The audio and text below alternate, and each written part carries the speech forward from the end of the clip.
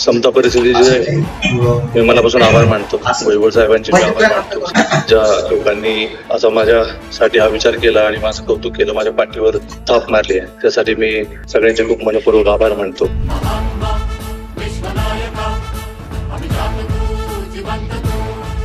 आपली वैचारिक पॉवर वाढवायची असेल आणि ती वाढवावी, त्यासाठी आपण या पॉवर स्टेशनला भेट देत असतो. हे आपलं पॉवर स्टेशन.